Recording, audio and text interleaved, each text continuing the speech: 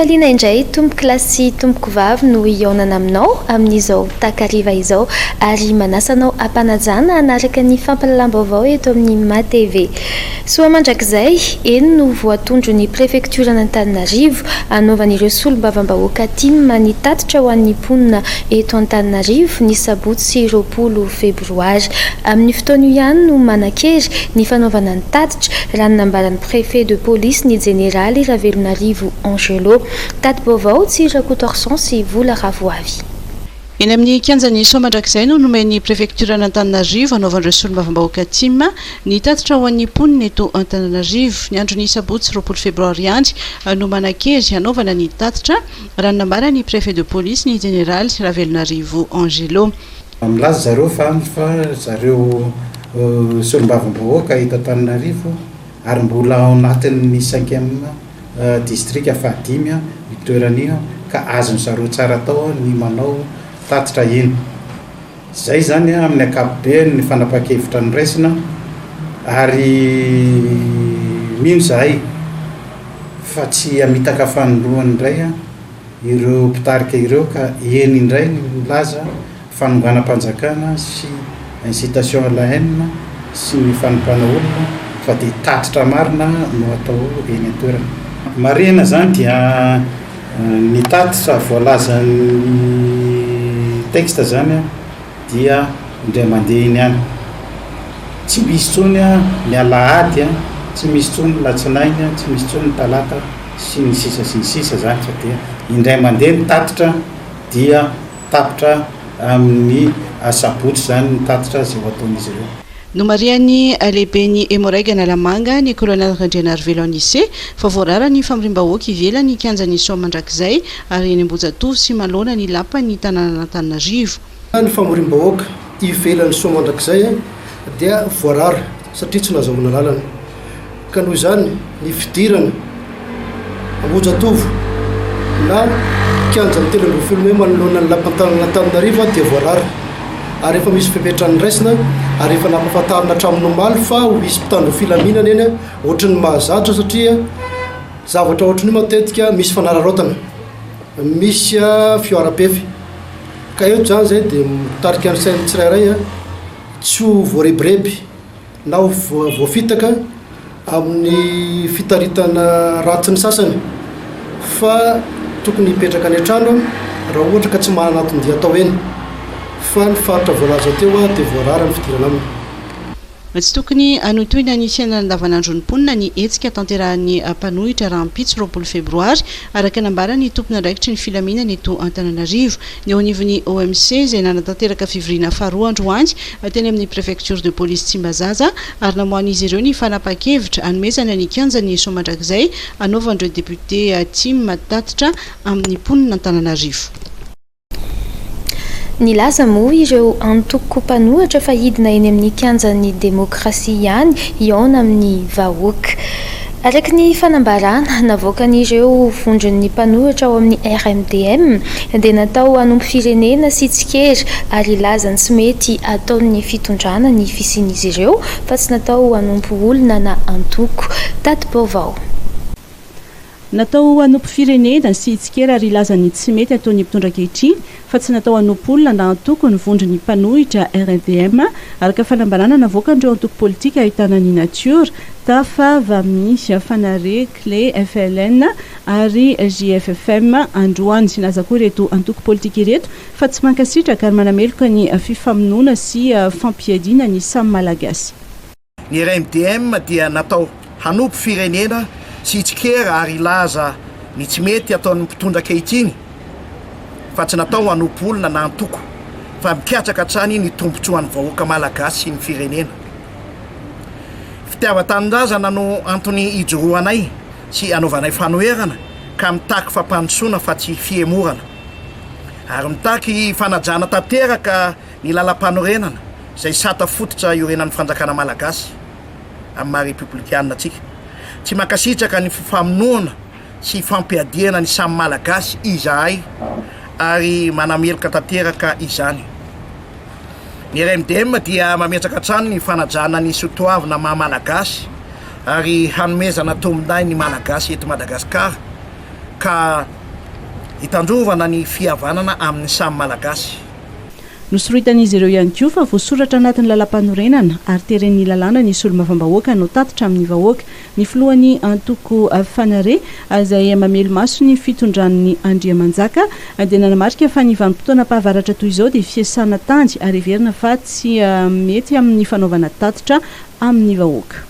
Ny amin'ny rapitso ity antoko fanare ity mamelo maso ny fitondrana Andriamanjaka ity dia miteny mihitsy ny zavatra atao izao dia mitady sakafo ny olona atao fanentanan'ny olona fa zay matanjaka dia mandeha mihaino tatitry ny député fa zay osa tsy mihinan-kanina sy mijaly satria fiarina aloha zao simba jereo ny Antananarivo nge zao mpamboly spiope ny vary zao tsisy orana teo manakofa zao février mars zao nefa fijinjana ny vary aloha zao nefa ny olona atrona amin'ny antoko zany atao anatin'ny rebe ty fanarety tsy opportun tsy fotoanany fiantsoana olona fa rehefa maina ny tany taka natao tany Mahajanga Atsirabe Fianaratsoa renike ny sakana amin'ny fitondrany nefa dia mahitany afaka mandositra ny fa rapitso ninona zavatra mitranga eo zao ny atao hoe zay matanjaka dia mandeha mihaino fa zay tsy afaka osa tsy ometsiny.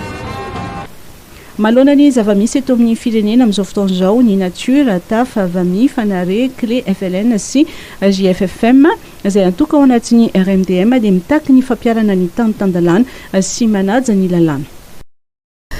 Nosiritan'ny Ela Soamarmaka governoran'ny faritra Analamanga no sady sekretera nasionaly antoko TGV Mapar fa misokatra trany amin'ny fifampidiniana amin'ireo mpanohatra ny fitondrana ny andindiny avy hatrany. Misokatra ary mandray hatrany amin'ny fifampidiniana amin'ny mpanohitra ny fitondrana hoy Erira Soamarmaka governoran'ny faritra Analamanga no sady sekretera nasionaly ny antoko TGV Mapar. Nosoritany ihany koa fa betsaka ny fifampiresahana efa natao ary mbola mitohy izany. Mikasika manokana ny sosokevitra ny mpanohitra ny andravana ny gouvernemanta dia manana ny ambarany ny governorana Analamanga. Hoe fandravana ny gouvernemanta sosokevitra avy amin'ny mpanohitra zany dia azo diniana filohan'ny repoblika sy ny prime ministre zany. Ny eo amin'ny dinika koa dia araka ny teneniko hoe afaka mifampidinika foana amin'ny raharam-pirenena fa kosa aoka tsy bana hoe ifampidinika dia mamaika dia hoe andao fiaraha-mitantana satria fitondrana lanim-bahoaka lany maro misy izy ity fa raha ohatra ka mipetraka ny ohatsain'ny mpanohatra hoe mizatra tsy mety tandao arenina dia afaka mety afaka ny atanterahana zany fa kosa raha hoe vao iainga ny fampidiniana dia hoe ahoana ny fiaraha-mitantana izay ny tena vato misakana izy ary zany anie tsy voatery TGV daholo no atao ministra sy eo amin'ny toerana ary zavatra misy ary zany amin'izao fotoana izao hitatsika angamba fa ny akamaroan'ny ministra ny akamaroan'ireo olona voatendry tsy TGV zany daholo fa kosa ary zay manao antsoavo amin'ireo mpanao mpitantana mpanao politika ministra hoe tokony ireo olona tsirairay avy ireo dia tokony andraiky ny tsirairay avy zany dia tena hoe raisina hitany amin'ny mpanohatra zany ary efa mijerany tsirairay ny filohan'ny repoblika sy ny prime ministra hoe izany mavita izany tsy mavita. Malona ny etsika iverin'ny mpanohatra karakaraina rahampitso 20 febroary dia manana ny ambarany ihany koa ny governorana Analamanga. Ny voalohanteny dia miara-ory amin'ny fianakavian'ireo le mpianatra izay namony ainy tany Tamatavy ary mivavaka ao amin'ny fianakaviany mba Andriamanitra ny ampionana ny zareo. Manaraka izany dia ny zavatra tiako fampiresantsika androany zany dia momba ny resaka izay ho ataon'ny mpanohatra rapitso. Ny zava-misy eto amin'ny firenena amin'izao fotoana izao dia miezaka foana ny mpanao politika hanao izay aminganana ny fitondrana izay tarihan'ny filohan'ny Rajoelina ity dia izay no mahatonga ny zahatra hoe mampirisika ny mpianatra mampirisika ny zay zavatra rehetra mety misy olana eto amin'ny firenena mba hikorotana ny firenena misy manatombontsona zany ary misy faly mihitsy ary tamin'ny namoizana ny avo malalatsika tany Tamatavy ary misy koa ary dia mbola mananeritreritra ny anao an'izany amin'ny rapitso sabotsy eto dia misintona ny sain'ny mpianatra misintona sain'ny rehetra tsy vahaolana eto amin'ny firenena zany ny fandatraza zany ary ireo mpitandro filaminana ohatra tsika rehetra ihany olombelona nosira malala marary indraindray misy ny élément sasany mety azony tsy azo anarana ary zay ny teneko hoe manao antsoavo aza ampidiriny olona amin'ny resaka politika ntsony ary tsy tokony izy ntsony resaka fampidirana mpianatra sy ny vahoaka amin'ny resaka politika hidina an-dalambe anao fanirobana anao an'izao zahatra rehetra tokony tsy izy ntsony ka miantsony sainy rehetra indrindra fa tsika onala eto Analamanga satria zay ny zavatra isy rapitso. Ny governorana Analamanga dia miantso hatrany ny mponina Antananarivo ho tongy ary tsy anaiky atao fitaovana politika. Manoloana ny hetsika izay karakarain'ny mpanohitra Rampitso ary ny fahafatesana mpianatra iray tao amin'ny Université an'i Barikadimy dia nitondra ny heviny ny député an'i Tomasina Ratsiraka Roland. Tokony avelanao tatitra ankalalahana ny député Tsim araka ny hevitra nambaran'ny député ny Tomasina Roland Ratsiraka mitaky ny anajana ny fahalalahana amin'ny teny sy ny demokrasia ary ny tantandalana ity parlementaire ity. Dia zavatra tsotra za dia anisan'olona manaja ny demokrasia sy ny tantandalana avelao ny olona hiteny tsy azo ekena hoe hidina ny télévision hoe enjena ny olona tsy mitovy hevitra aminao tsy azo ekena zany fa zany ihany fantatry ny filoham-pirenena zany zany ihany ny antony nantsony anako tamin'ny 2009 satria tamin'ny fotoan'androny ny diny sasany ny télévision donc zany tsy zahandroany mihitsy andrarany olona hiteny zany teny zany tsy mamono olona teny fotsiny ka manina ny olona tsy avela miteny ary firenena afaka misokatra amin'ny lafiny serasera dia firenena misy olona mivoatra donc zany fantatsika efa na ministre de communication dia anisan'ny olona voalohany teny tamin'ny radio mandritry ny adiny 3 adiny 4 teny amin'ny radio io foana izy amin'ny fomba fitenenana zany tsy dia ankafisiko loatra ankehitriny indray nefa izy te andrarany sasany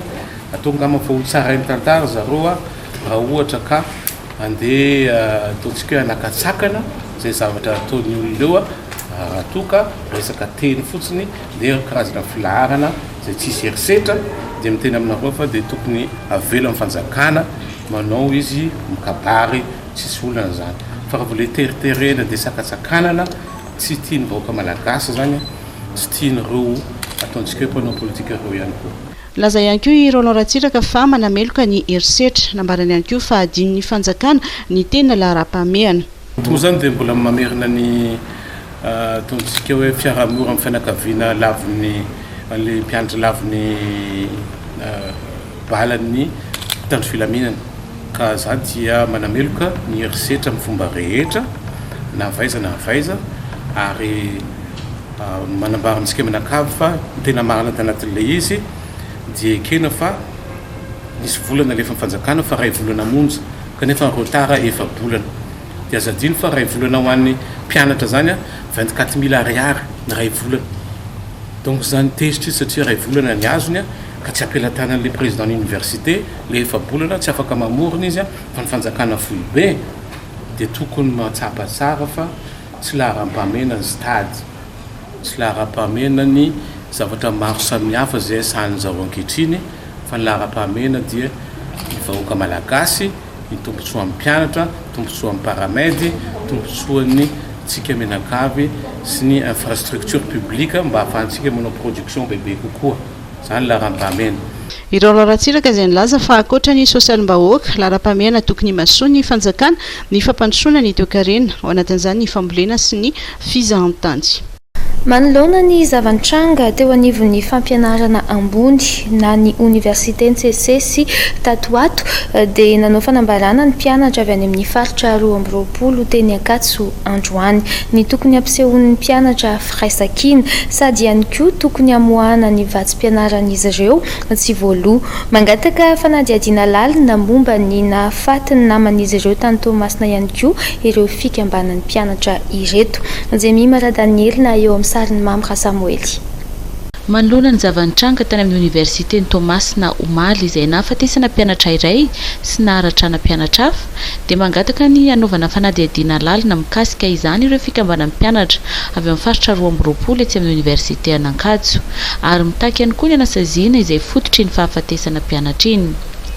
Mitaky hatrany ihany koa ireto mpianatra ireto ny tokony andoavana ny vatsim-pianaran'izy ireo izay efa bolana izao no tsy mbola voaloha. Manoloana ny toe-java-misy eto Madagasikara indrindra eto amin'ny anjerimanontolo izay namoizana hain'ny mpianatra namanay dia manao zao fanambarana zao izay mpianatra avy amin'ny fatra romboroapolo eto anivon'ny université Antananarivo.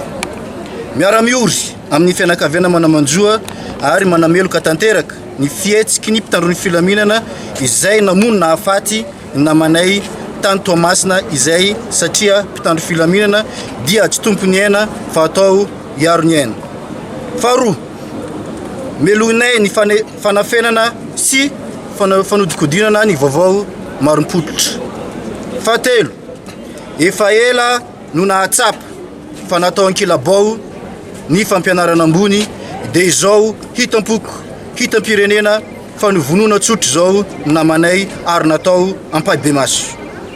Fahaefatra, mangataka ny anaovana fanadiadiana lalina ho an'izay navandoza sy ampiharana ny sazy faran'izay enjana ary atao ampahibe-maso ny tatitra momba izany. Fahadimy, miantso ny mpianatra rehetra izahay amin'ny ambaratonga ambony manerana ny Madagasikara mba haneho ny firaisan-kina ka hanohy ny fitakina izay efa nataony maritorantsika hatramin'izay ka tsy emotra intsony isika. Fahaenina, mangataka ny amoahana tsy misy atakandro ny vatsim-pianarana 4 mois plus équipement izahay. Fahafito, tsy ekena ny fampiakarana CODIS ho an'ireo mpianatra izay mitaky ny zony fa tsy camp de concentration ny université ka hanaovana didijadona. Noho izany, tsy ekena arak'izany ny fandementsaina amin'ny endriny rehetra na amin'ny alalan'ny CODIS na amin'ny alalan'ny famonjana na amin'ny alalan'ny famonoana atao amin'ny mpianatra ety amin'ny ambaratonga ambony izay mitaky ny zony. Fahavalo, mangataka ny amoahana tsy misy atakandro ireo namanay izay no gadraina izahay mba hisian'ny filaminana eto amin'ny tany sy ny fanjakana. Fanamariana, sao dia lempana ny fitondram-panjakana ka hoe misy ambadika izao fanambarana izao izay ataonay izao fa tsorinay etona fa mitaky ny zonay izahay. Ho mariky ny firaisan-kina sy ho fisaonana ny naman'izy ireo izay namoiny ainy dia manainga ny mpianatra rehetra manerana ny nosy ireto mpianatra ireto hanao akanjo mainty amin'ny alatsinaino avy izao. Mitaky ny amoahana ireo namana izay tazominy any am-ponja ihany koa izy ireo ary ny tsy tokony hampiakarana fitsipifehezana na CODIS an'ireo izay mitaky ny zony. Omaly ihany koa dia nidina an-dalambe ny mpianatra Andrainjato Fianaratsoa izay mitaky ihany koa izay fandoavana ny vatsim-pianaran'izy ireo izay. Miray feo ireo mpianatra ao amin'ny université an'ny Barikadimy Toamasina manoloana ny zavantranga omaly ka mitaky ny fialan'ny tompona andraikitra voalohany eo anivon'ny université. Mitaky fepetra entitra ihany koa izy ireo manoloana ny famoizana ny ain'ny iray tamin'izy ireo. Tatim-baovao Maresaka Miray. Mitaky ny fialan'ny filohan'ny université Andriamatoa Zavitody Conscion ireo mpianatra ao Barikadimy naneo ny alahelo ny sy fahasorenan'izy ireo satria azo ny alana iantsy ireny korotana omaly ireny izay nahafatesana mpianatra iray raha tokana handeha araka ny tokony ho izy sy ny fitantanana teo anivon'ny université. Zafanare raha latsika zay mitaky boursané mba miantso aminare fanjakana tompomanire fepetra mba mpianatra amina voatifika e zay raha mivolanika aminare aboa boursané 4 mois plus équipement efel zay nianatra tety aiza manana moa tena zonay mpianatra raha sitsy ny ve zao raha mandika be zao tsy possible mihitsy zao aminana akena zao ny tompoko. Ny faharoa tsy manao autorisation hidivitra anay mpianatra mihitsy izy tompoko tsy arana manazy anaty kopisina zay tifirina miala kosiana. Anisy nandoro ny bâtiment R+3 ao Barikadimy Omaliala niditra antsehatra ny mpamonjy voina nitantarany hetsika nataony ny lehibe ny mpamonjy voina ao Toamasina. Indrisy tamin'ny 10 minitra dia nahazo antso izay afaka atao amin'ny gendarmerie hoe mirehitra ny bâtiment R+3 ao Barikadimy. Ny campus moa dia misy atao hoe franchise universitaire. Dia zay katy tsy la fantatra efa levé sa tsy mbola levé ny franchise universitaire. Nefa ny hain-trano no hovonjena dia nandeha ihany ny tenanay.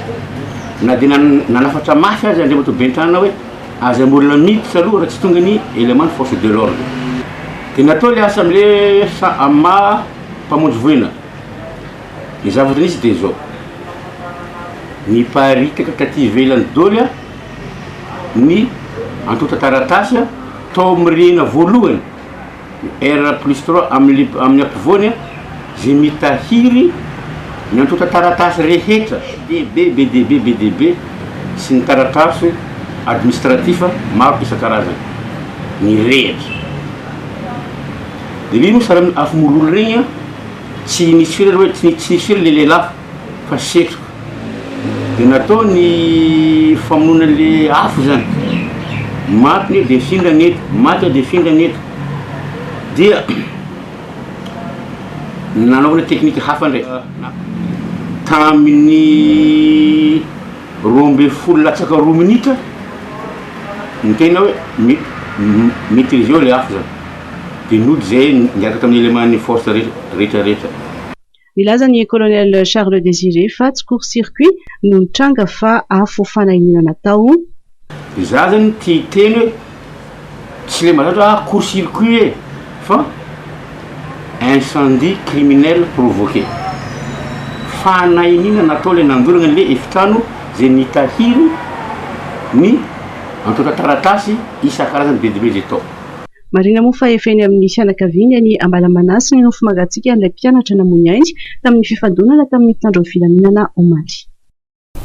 Raha iverenana kely ny zavatra nitranga Omaly dia nanao fihetsiketsehana ireo mpianatra tany amin'ny Université Barikadimy Tomasina ho fitakiana ny vatsim-pianarana sy ny fampitaovana izy ireo.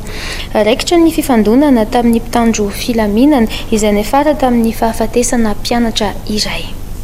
Nilaza ny governoran'ny faritra Tsinanana fa efa vonona tamin'ny volana Jolay 24 ny vatsim-pianarana ho an'ireo mpianatra ao amin'ny Universitén'ny Barikadimy Tomasina sy tokony ho tonga tamin'izao korotan'izao ny toe-draharaha.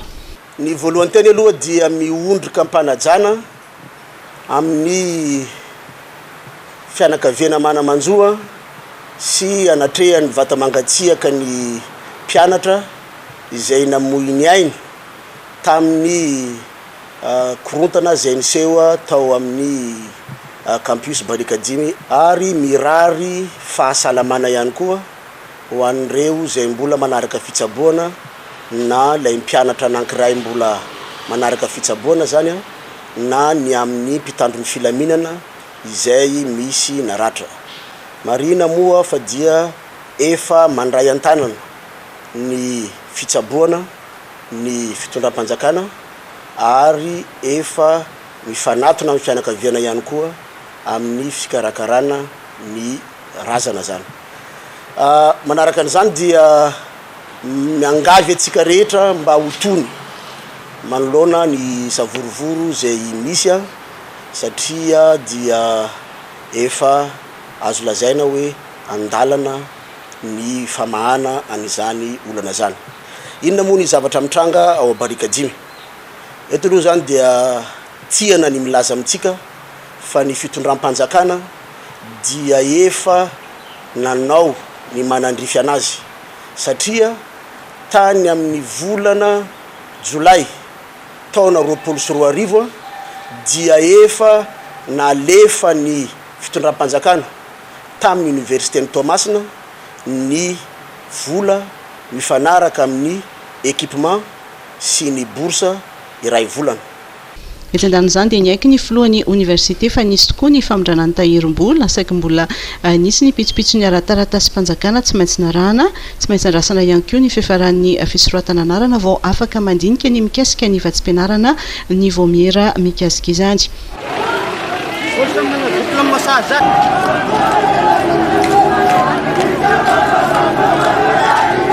Omaly ihany moa dia navoaka ny tetiandro famoahana ny vatsim-pianarana iray volana sy ny fampitaovana metoy miteraka resabe kosa ny namoizana aina mpianatra iray nandritra ny fifandonana nitondra fanazavana ny lehibe ny farim-piadidiny ny faritra ny gendarmerie any Tomasina. Misy zany ny fanokafana fanadiadiana na ouverture d'enquête zay atao makasika ny gendarme nitifitra io ny antony sy ny tsy maintsy ny tifirana. Ao koa zany moa ny fanadiadiana ireo zay ny saika amono azy tamin'ny toerana ny atrehana tao amin'ny ady na sakoroka zay niseho tao ny atodian'ny mpitaro filaminana moa zany tena toerana dia mandamina satria araky ny fantatsika dia ny mpitaro filaminana dia miaro ny voaka sy ny fanarany ary ny androm-panjakana efa nandray andraikitra amin'ny fikarakarana ny razana sy ny fijabony ireo naratra ny fitondram-panjakana. Mariana fa ny tokona ihany koa ireo mpianatra tany amin'ny Université Anandrianjato voasakana ny fifamoivoizana teo amin'ny tetezana Atany Fotsy izay nandrehetan'izy ireo afo. Voalazan'ireo mpianatra fa mitaky ny andoavana ny vasim-pianarana izy ireo ary tsy makasitraka ny famonoana mpianatra tany Barikadimy Tomasina. Ireo vaovao tapatapany avy hatrany. Tsy malakiky Ambohimanarina, vehivavy 70 taona niara-ny fanolanana miaro herisetra ny talata maraina teo. Noho ny fifamalinana teo amin'izy mivady dia notapahan'ilay lehilahy ny lohan'ny vadiny. Mpitondra moto iray no maty tradrano eny Ankadibe Ambohidratrimo.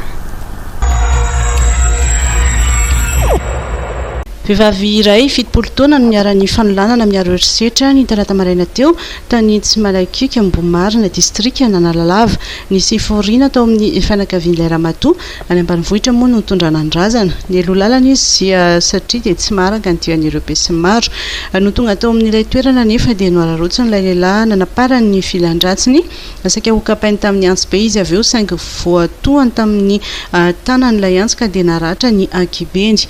Nitsoaka ity olon-dratsy raha vao tonga ireo ampandevina lasany tamin'izany ny vola 3 hetsy ariary lambahoany iray sy vola fotsy teny amin'ilay Ramatoa. Fantatra nefa fa avy ao an-tanàna ihany izy ary vao 7 taona. Tsy sarotra ny karoka sy ny sambotra azy ny ampitso ny trangany loza ihany. Nolaviny avokoa nefa ny fiampangana azy nandritra ny famitorana. Tany Andapa vehivavy iray no nitapahany vadiny lohany noho ny fifamaliana teo amin'izy ireo. Raha ny vaovao azo tena angataka ny anao firaisana ranofo tamin'ny ity vadiny ity lehilahy saingy nandala vehivavy raha nanao fijerena ny vatamangatsika nefa ny mpitsabo tonga teny an-toerana dia mbola hitany paritaka tamin'ny vatan'ilay vehivavy ireo ranonainana ny sperme n'ilay lehilahy. Mipetraka ny aya hoe nataony akeriny ve ilay Ramatoa melohany namonoany azy nanapahany ny lohany. Mpitondra moto iray no maty tsy tradrano teny Ankadibe Ambohidratrimo nampivarahontsany ireo nanatry maso ny zavantranga. Raha ny fanazavana dia saika hisongona 4x4 ity farany no nifatratra tamina bus nandrika ny raha avaky tamin'izany tokoa matsy ny lohan'ilay mpandeha moto ary dia niparitaka ny atoany. Lehilahy iray no voasambotry ny mpitandro filaminana noho ny fisolokiana sy famoahana didim-pitsarana sandoka momba ny fananantany. Nivoaka tamin'ny fahanginana ny greffier en chef manoloana izany tranga izany. Etsy andanin'izany jiolahy 4 koa no voasambotry noho ny fanendahana mpandraran'ny fonja. Ny ambangivangony avy hatrany miaraka amin'ny lova Ramanatsoa Mamy Rasoanaivo. Lehilahy ray 7 taona ary surveillant général amina sekoly ray ny Avaradrano no voasambotra ny mpitandro ny filaminana avy eo amin'ny sampany Ramosahana Neloka Bevava teny Mantsoilafy ny Alarobia lasa teo. Voaroroy onsoloky taratasy pitsarana namoaka valy pitsarana sandoka sy reçu sandoka io olo io. Manararoatra ny tsy fahalalandreo olona mikirakira ny tota taratasy momba ny fananantany eny amin'ny fitsarana eny anosy ty pisloky ty ary mahavita maka volatra amin'ny 7 ariary araka izao fijoroana vavolombelona zao. Za tsy mahalala le déroulement l'izy fa nitondrany reçu zany dia le reçu anankiray date 8 janvier netiny. Dia avy eo indray dia niteny izy amin'ny fankatahana faharoa dia nitondrany reçu indray a date 5 février. Dia niteny izy hoe misy valina fankatahana izy valaina any amin'ny tribunaly. Ka anatin'ny valina fankatahana io izy tsy le original izy no entiko anao fa iny original iny janona any amin'ny tribunal ihany fa photocopie en couleur izy no entiko anao. Dia misy totalim-bola ho aloha izy ho an'ny domaine ho an'ny topo ho an'ny tribunal ary ny frais de déplacement andreo. Dia manodididiny eo amin'ny 700 000 ariary eo izy le izy. Dia fa raha jerevanao izy hatramin'ny déplacement antsika dia mety any amin'ny 4 100 000 de francs zany malagasy zany. Izy moa zany resaka natao nefa misy ohatran'ny zavatra mampiahana na dia tany amin'ny première demande ary satria to anatin'ny datin'ny vacances judiciaire izy no lazainy déposeny. Ray aloha zay. Dia faharoa manarakaraka an'izay ary rehefa nydéposeny izy dia lazainy hoe tsisy quittance eto amin'ny tribunal. Dia fa niahiahy zany. Niakatra fampanoavana androany ary nitazomina ponjavonjo maika ty pisloky ty. Araka ny fantatra dia mahatratra 4 isam-bolana eo ny valy pitsarana sandoka tsy karitra ny manam-pahefanana tato ato. nandefa antso amin'ireo olona manao taratasy ao amin'ny fitsarana araka izany ny greffier en chef maître Elia Hinam Herinatriana mba ho may loatrany milaza amintsika rehetrarehetra zay tafiditra ao anatin'ireny asa tena mamoa fady reny amina resaka fisolokina ary indrindrandrindra ny fanaovana osoka fa mampitandrina izahay ary tsy amela fotsiny andreo olona zay mini mbola manao an'izany asa ratsy zany eto anivon'ny fitsarana ambaratonga voalohany Antananarivo dia ho antsika rehetra ihany koa zay mbola misalasala zay mbola manana zany hoe tahotra ny fidirana an'izany fitsarana zany ataoko angamba fa tsy fotoana antsony zao ny ananatsika an'izany tahotra zany fa tokony ho tongosika manatona ny tompon'andraikitra hiara hiasa aminay amongotra andreo olona zay mini manao an'ireny osoka eto anivon'izany fitsarana ambaratonga voalohany Antananarivo izany. Vokatry ny fiarah-miasa eo amin'ny fitsarana ambaratonga voalohany sy ny mpitandro ny filaminana trany dia olona efatra hafa lehilahy 3 ary vehivavy 2 ny voasambotra ny isam-pandraraha misahana aneloka bevava noho ny fanendahana mpandraraha fonja rola teny 67 hektara ny aliny 14 febroary lasa teo.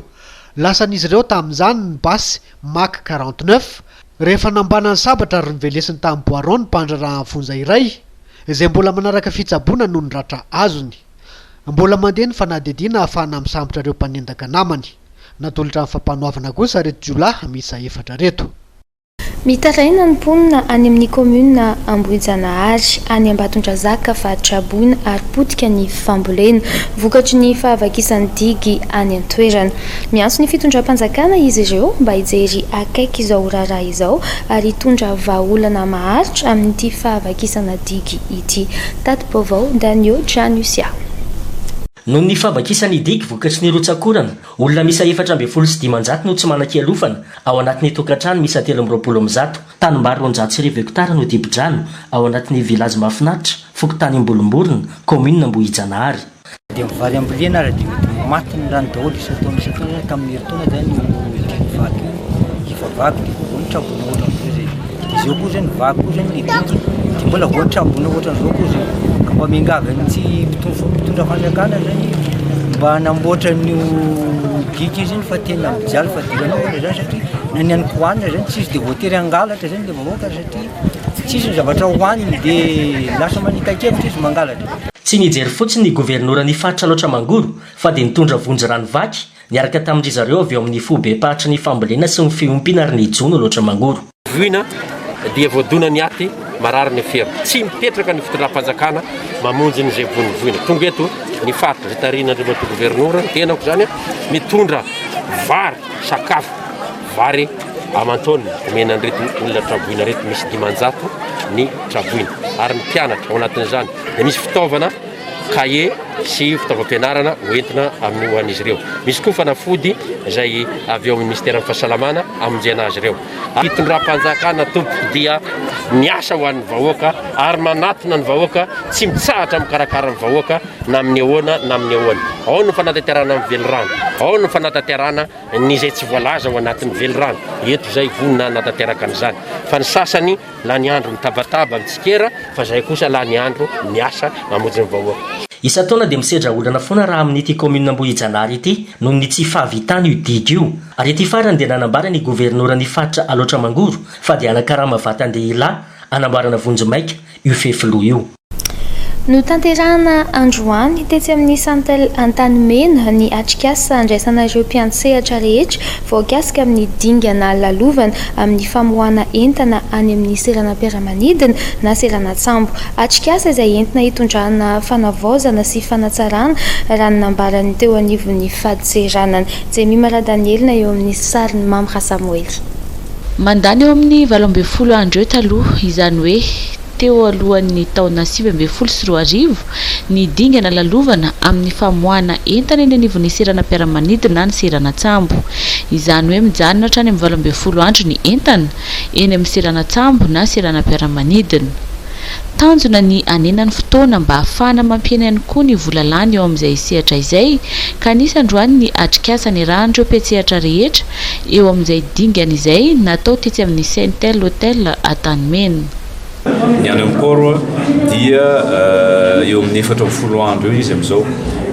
Raha ohatra ka ny antsasany eo antsasa-manilanizany efa anatin'ny 7 andro dia nitandrina zany d'ici 2023 ho tratranona ho 7 andro daholo manapikaiky ny 100 any zany ny entana mijanona en frontière ohatran'izay koa moa ny any amin'ny aérien dia ho tratrarina zany ho 7 andro koa zany délai moyen ny horesahana eto fa misy moa sasany mety hoe andro roa andro fotsiny dia efa mivoaka ny entana misy nireny ohatran'ny tia fahatsirano misy ny hoe circuit vert reny dia voatonga ny entana mametraka ny déclaration de liquide automatiquement dia manao enlèvement ny olona fa anatin'izay moa mizara be lehibe izy misy ny consignataire na ny compagnie maritime mampiditra ny manifeste dia misy délai zany mila tratrarina zareo ahafahany déposer ny manifeste dia anatin'izay koa misy ny déclarant zany hoe transitaire mametraka ny déclaration dia manao engagement koa zany déclarant miteny hoe zone fotoana farany elany anay ametrahana ny déclaration anatin'izay koa ny douane hoe zone fotoana ahafana mikirakira déclaration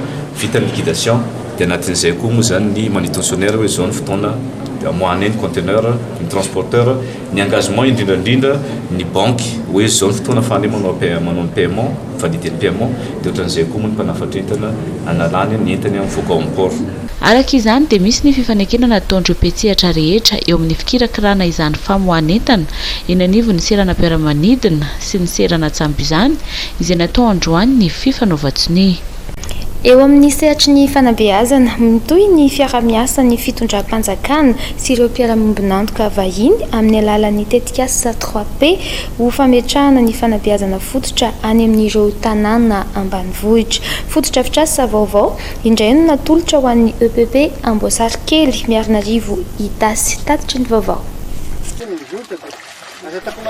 sarodalana tokoa ka tsy mba manana trano sekoly ara-dalàna hatramin'izay ny EPP Amboasary Kely ao Miarinarivo Itasy avy amina fokontany telo ireo mpianatra misy telo amin'ny 30 ankehitriny eto amin'ny EPP Amboasary Kely mbola maro eo ankizy tokony hilatsakan-tsekoly saingy noho ny tsy fisian'ny trano sekoly ara-dalàna dia tsy mba hafa nianatra ny akamaroany mivany olana ankehitriny satria na dia toerana lavitra ny lalam-pirenena voalohany miazo an'ny tsirony mandidy sy sarodalana tanteraka azy voatonga eto amin'ny faritry ny sekoly Amboasary Kely dia tafapetraka ary natolotra tamin'ny fomba ofisialy ny alakamisy 12 febroary lasa teo ny fototra fitrasa vaovao manaraka ny fenitra apetraky ny ministera ny fanabeazam-pirenena sy ahitana efitra ka parascolaire ny iray hatrany fidiovana ary kojakoja sy fitaovam-pianarana samihafa ny fikambanana Madagascar Development Fund no viana ahitana ny famatsimbolana norenana avy tamin'ireo mpiara-mombonantoka amin'ny Adsum Foundation sy Gilbert H iteny saika hoe mba tiako amafisina aminareo moa zany dia tena zava-dehibe satria tena nanao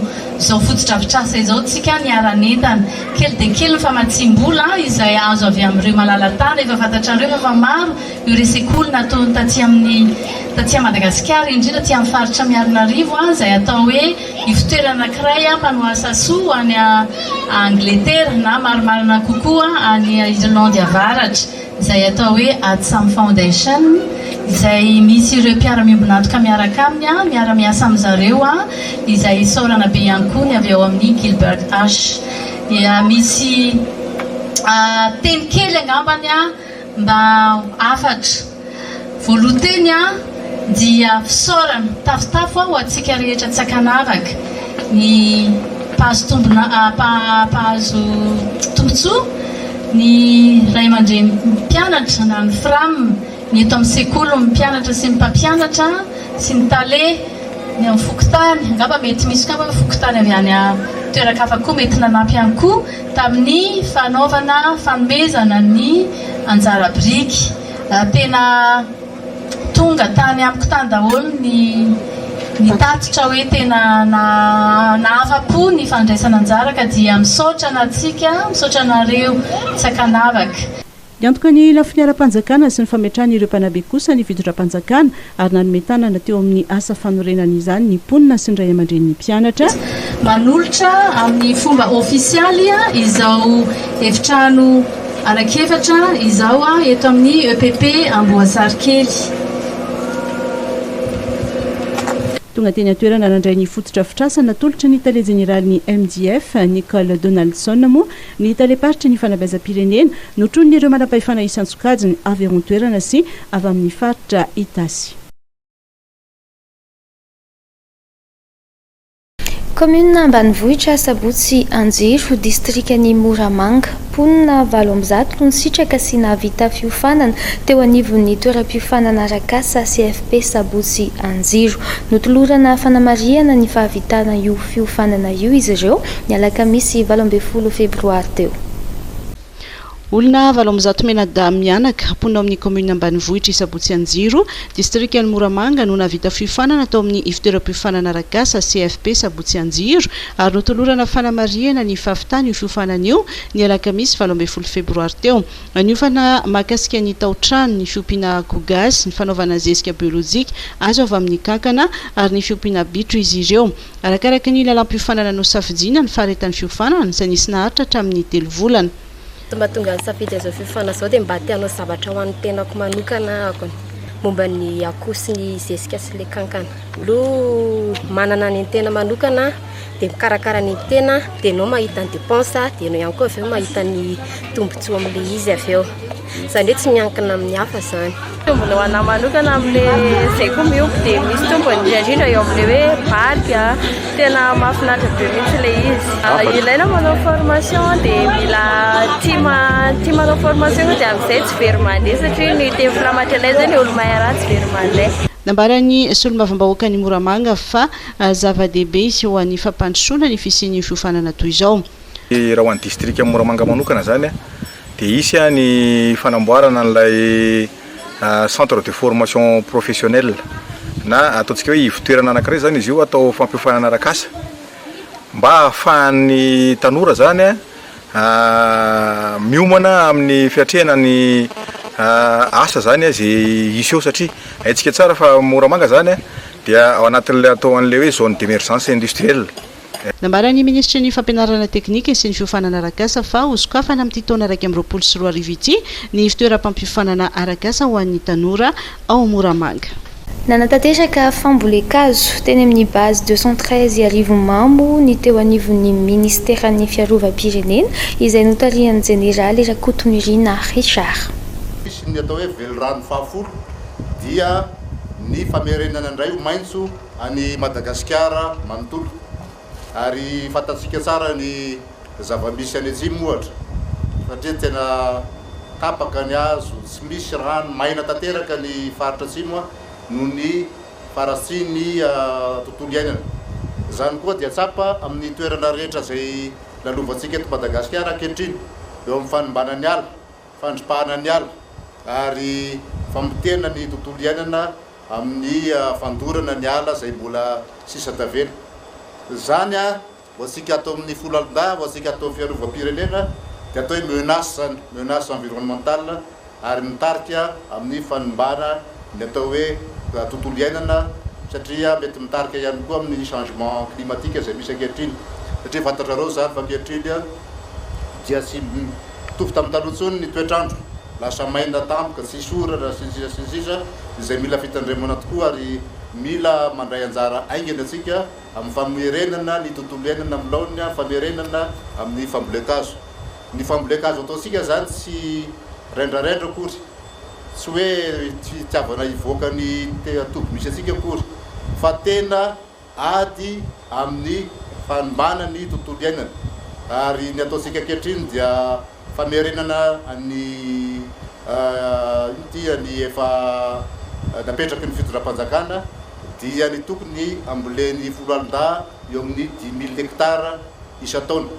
Zany 10 000 hectara zany dia atao eraky ny faritra rehetra eto Madagasikara manomboka ny avaratra zany ka mianatsimo dia samy mandray anjara daholo ny vondrotafika rehetra any amin'ny toerana misy azy ary indrindrandrindra raha ohatra ka mety dia ireo toby miaramila sy ireo fotodrafitrasatsika dia tokony volentsika azo ihany koa ny manodidina zany ary atao averina mahamaintso ao any Madagasikara. Ka dia ambarako amin'ny fomba ofisialy fa misokatra eto anivon'ny ministère ny fiarovam-pirenena ny fambolekazo amin'ny taona 2024 sy 2025 dia makasitraka anareo rehetra vitan'izany soamatsara satria didy amin'ny tanindrazana ny fambolensika an'izany azo zany ho an'ny taranaka faramandimby. Soatratsika rehetra. ho tanterahana any Maroc ny 17 ka hatramin'ny 1 martsa 2024 ny CAN U17 eo amin'ny taranja baolina kitra. Firenena 12 no andray anjara ka ny 10 amin'ireo no efa fantatry fanadiadiana Norbert Kakotomalala. Taorian'ny tsanona 2024 izay natao tany Cameroun na herinandro vitsy lasa izay dia ho tanterahana amin'ny 13 ka hatramin'ny 13 marsa ho avy izao any Maroc indray. Ny vidinany tompontakany Afrika ho an'ny ekipa pirenena latsaky ny 17 taonana ny CAN U17. 12 ny isan'ireo firenena andray anjara amin'ity dingana famaranana ity ka hatreto dia ny ekipa pirenena 10 no efa nahazo ny tapakilana andehanana ny Maroc.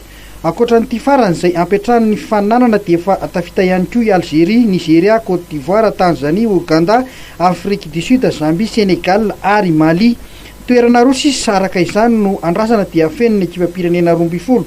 Ny tapakila roa farany no iadin'ireo ekipa ao anatin'ny faritra UNIFAC na ny Afrika afovoany ka iady ny tapakila i Cameroun, Congo, Gabon, Guinée équatoriale, Centrafrique, RD Congo, Sao Tomé ary Tchad.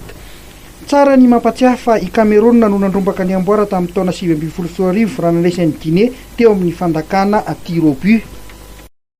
Dia iny vaovao ara-panatanjahantena ihany koa no entiko manankatona ny fampahalalam-baovao amin'ity takariva ity manome fotoananao amin'ny manaraka indray ankasitrahana ihany koa ny Charmel Boudet amin'ny fikarakarana ny taovolo sy ny tarehy veloma tompoko.